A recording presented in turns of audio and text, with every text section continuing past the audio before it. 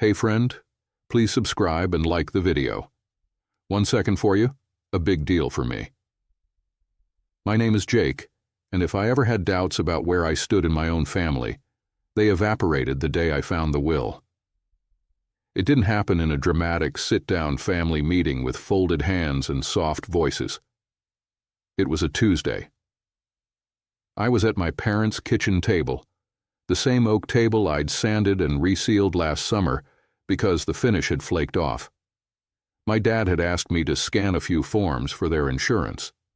That always meant a stack of mail, a password he couldn't remember, and 2 hours of tech support while my brother Eric pretended not to hear from the couch. I pulled the next envelope from the pile, estate plan and last will and testament. I'm not a snooper, not by default. But for the past 5 years, the numbers on that table had included my money. Half the mortgage when work was slow for Dad, property taxes when the escrow came up short, groceries when the card mysteriously declined. Curiosity wasn't a sin. It was audit. I slid the papers out, skimmed the first page, and felt the ground tilt. Everything, house, savings, car, the lake lot my grandfather bought and swore would keep the family together, went to Eric. Not even a token split. My name appeared once in the line that said, "We love both our sons equally." Equally, funny word. I must have stopped moving because Dad called from the hallway, "Jake? What's taking so long?" When he walked in, I didn't hide the folder. I set it on the table between us like an unexploded shell. "So this is how it is," I said, and even I was surprised by how calm my voice sounded. Everything to Eric. Color drained from his face, then returned in a rush of irritation. "It's not what you think." "It looks exactly like what I think," I said. "I help you hold this place together while he naps through his 20s, and he gets the keys?" He shifted, glanced toward the living room where Eric was scrolling. "It's complicated." That word again. Their favorite brand of truth. A fog machine. "Mom," I called, keeping my eyes on Dad. "Can you come here?" She entered, drying her hands on a dish towel. When she saw the packet, something flickered across her face. Guilt or habit. "Jake, honey, you don't need the inheritance," she said. That gentle tone she saves for calming dogs during fireworks. "You have a good job. You're independent. Eric, he struggles." There it was. Not even shame, just policy. Something in me set like concrete. "Got it," I said. I put the stack back in order, aligned the corners, because that's the kind of son I am, and slid it gently across the table. Glad to know where we stand. I left without slamming the door. Not because I wasn't angry, but because fury would have given them a script. Jake has a temper. Calm is harder to argue with. Calm is a mirror. For the first time in years, I didn't stop for their groceries on the way home. When the mortgage came due, I didn't Venmo Mom my half. When the porch light flickered, I didn't show up with a ladder. I went to the gym. I cooked for one. I woke up to quiet. It took them 2 weeks to notice, or to care. Dad texted first. "Property taxes are due." Not, "How are you?" Not, "Can we talk?" Just an invoice disguised as a sentence. "I'm sure Eric will handle it," I replied, "since the house is his and all." 5 minutes later, my phone rang. Mom. I watched it buzz, then go still. A text arrived. "Jake, please don't be like this. We need to talk." I took an hour, made a coffee, answered emails, breathed. Then, "There's nothing to talk about. You made your choice. It should have ended there." But entitlement is a marathoner. At 11:06 p.m., Eric texted, "Dude, why are you being such a drama queen? It's not a big deal. Just help them out like always." I laughed, out loud, alone in my apartment. "Not a big deal," I typed. "Then you won't mind using some of your future windfall to pay the mortgage, right?" He went quiet for 6 minutes, then tried a different angle. "You know I don't have that kind of cash." "Guess you'd better figure it out then," I wrote. "You're the one they chose." The next morning, a bank transfer request popped up on my phone from Mom for $3,500. No message, no shame. I hit decline. 30 seconds later. "Jake, why did you decline? We're going to lose the house if you don't help." "You should have thought about that before you wrote me out," I replied. Dad chimed in with the moral grenade. "Don't be selfish. We're not asking for much." The word boiled my blood. Selfish. The label you stick on a boundary when you've benefited from its absence. I turned my phone off. Space is sometimes the only medicine. By lunchtime, the front desk at my building called. "Your parents are here," the concierge whispered as if reporting a police raid. "They say it's an emergency." "Please don't let them up," I said. "I didn't invite them." A pause. "They're insisting." Of course they were. I met them outside. Mom had her arms crossed, her "we're disappointed" posture. Dad stood square, hands in pockets like a foreman about to lecture a union. Eric was there too, leaning against the planter, bored, flicking the edge of a cigarette he wasn't allowed to smoke. "Jake," Mom said, stepping forward. "Finally. We need to talk." "No," I said, leaning against the door frame. "You need to leave." She blinked. To her, I had always been the reasonable one, the one who softened the blow. "Excuse me?" "You don't get to ambush me at my home," I said. "You don't get to demand money after writing me out like a rounding error." Dad scoffed. "You're really going to let us lose the house over a petty grudge?" "Petty," I repeated, and couldn't help the short, cold laugh. "You mean the one where I was good enough to pay your bills, but not good enough to exist in your future?" Mom put a hand to her chest. "We did what was best for the family." "Say it right," I said. "Best for Eric." Eric finally lifted his gaze. "Look, man, I didn't ask for any of this." "No," I said, stepping closer. "You just benefited. You're 28, Eric. Get a job. If you want to inherit a house, start acting like someone who can keep a roof on it." His face flushed. "What the hell is your problem?" "You're my problem," I said. "You always have been. Not because you exist, but because I've been told my whole life that your comfort is more important than my dignity." Dad squared his shoulders, looming like I was 12 again. "We raised you, fed you, clothed you. You owe us. I paid that debt," I said quietly, "and you repaid it by erasing me." Silence settled, the kind that doesn't invite words. "We're done here," I said at last, and went inside. I blocked their numbers. It felt like removing a splinter that had been in so long I'd learned to walk with a limp. If the story ended there, it would be clean. Boundaries set, sun freed, everyone forced to grow. But real life resists tidy morals. By the next afternoon, my parents' Facebook pages lit up. They're not tech-savvy, but sanctimony has a way of finding post. Mom wrote about selfish children and how we sacrificed everything for our boys. Dad chimed in. "So-called family should never turn their back when you need them most." He tagged me, then wrote, "I hope you're happy." Eric shared a graphic of a quote about true love is sacrifice, added, "I'd do anything for my parents." Some people are too wrapped up in themselves to help. I didn't respond. Not at first. I've learned that a delayed answer is still an answer, and often the only one that sinks in. That evening, I wrote my own post. Not a clapback, a ledger. "I've been quiet because I didn't want to make a scene," I began. "But a scene has been made with my name on it. Here are facts. For years, I've paid when bills were due and the account was short. I've covered groceries and repairs because I could, and because I believed that's what sons do. I expected nothing in return, except basic respect. I learned last week that my parents wrote me out of their will entirely. Everything goes to my brother. Their choice. But choices have consequences. I will not continue to finance a future I do not exist in. I will not be a wallet with a heartbeat. If you think family is a one-way street, you haven't been on a road with me. I wish them well. I'm done being the safety net no one looks at until they're falling. And to anyone who has been the reliable one until reliability became invisibility, this is your sign.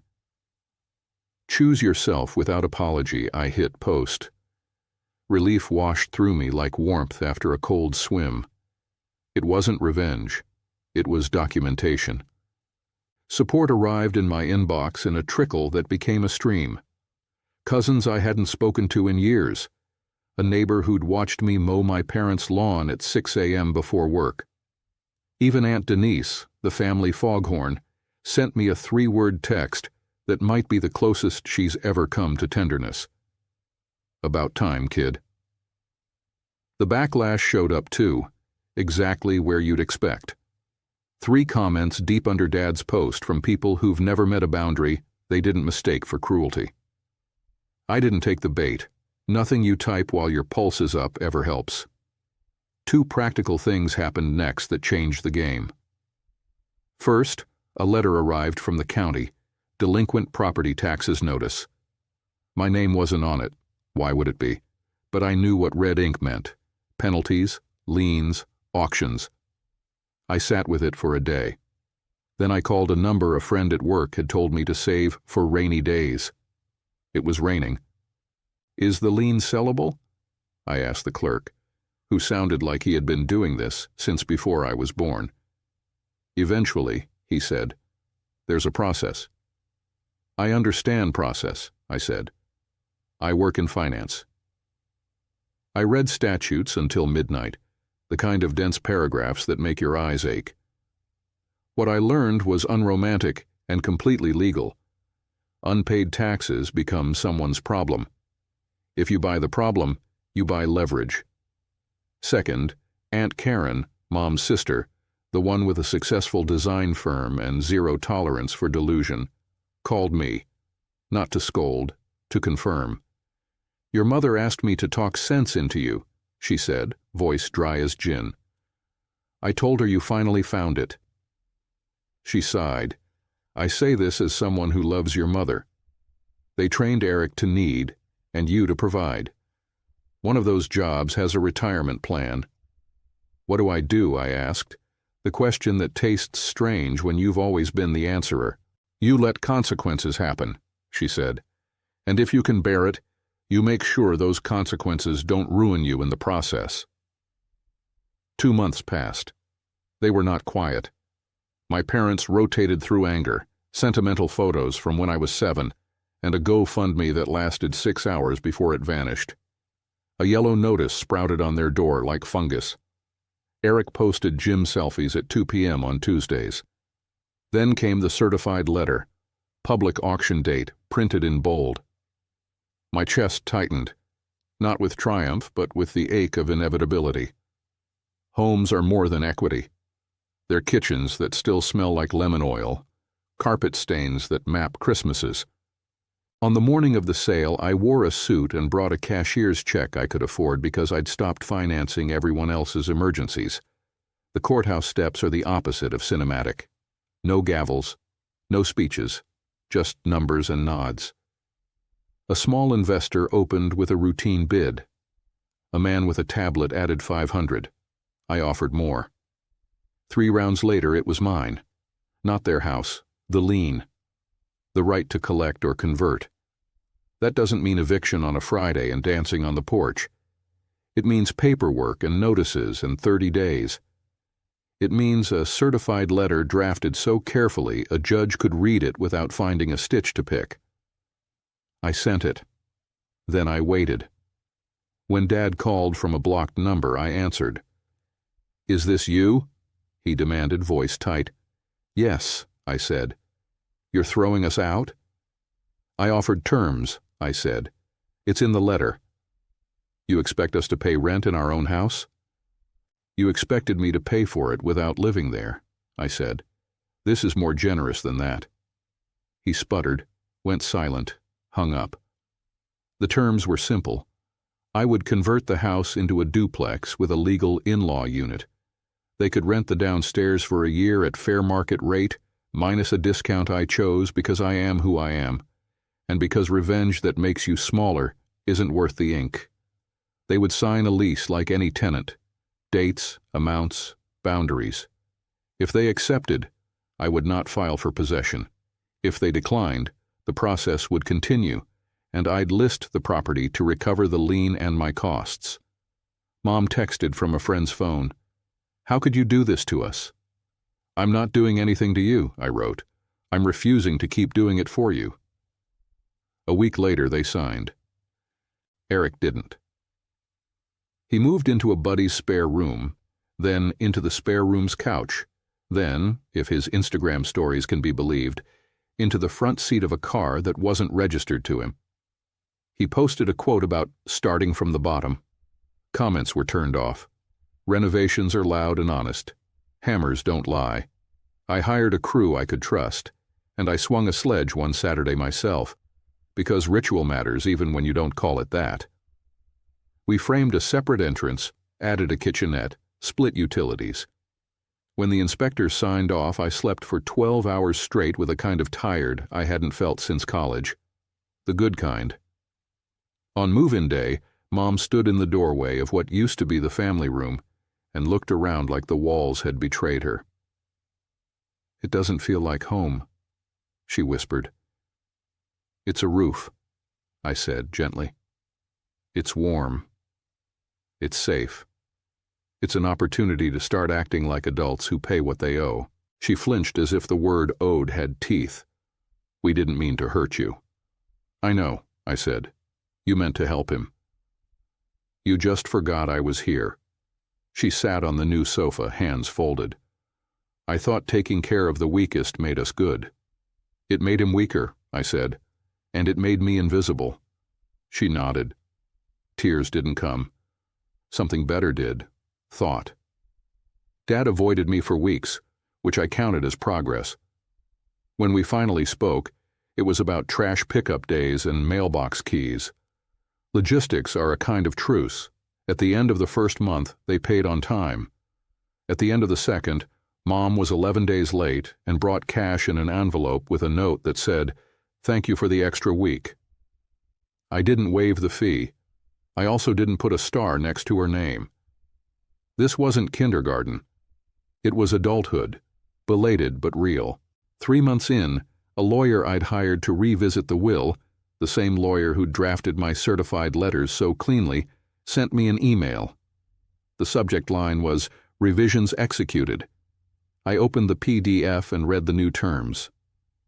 The house, now securitized by my interest, could not be willed to Eric free and clear. The lake lot was to be split or sold with proceeds divided. A modest savings account was designated for the son who has provided ongoing support, which is as close as my parents will ever get to writing my name without also adding the responsible one after it. I didn't dance. I didn't gloat. I walked to the duplex, checked the smoke detectors, and replaced the batteries.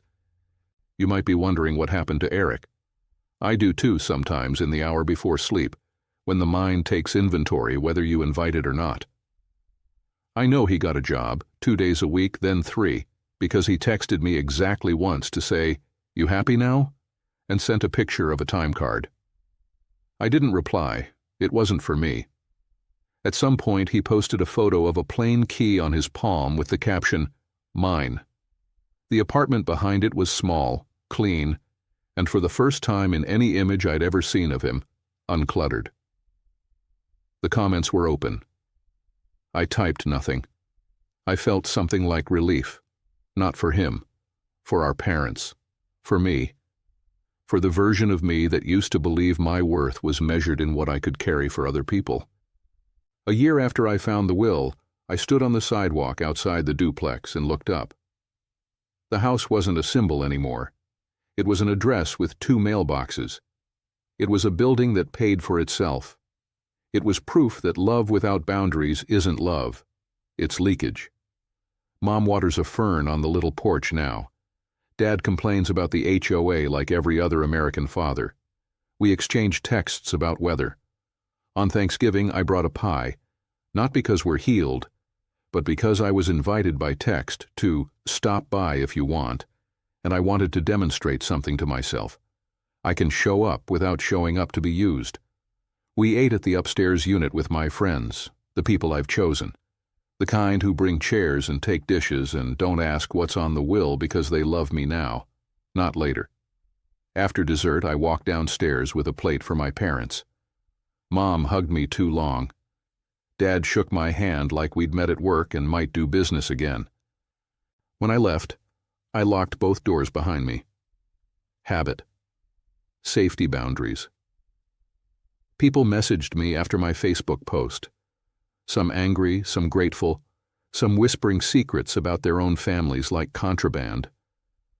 The ones that stuck with me were from the quiet siblings, the ones who book the rooms, drive the cars, pay the tabs, then sit by the trash because someone decided family only starts where their labor ends. I started something for them. Nothing dramatic. A small nonprofit called The Second Chair. We write one rent check for people who've been cast as the dependable one until dependability became a reason to erase them.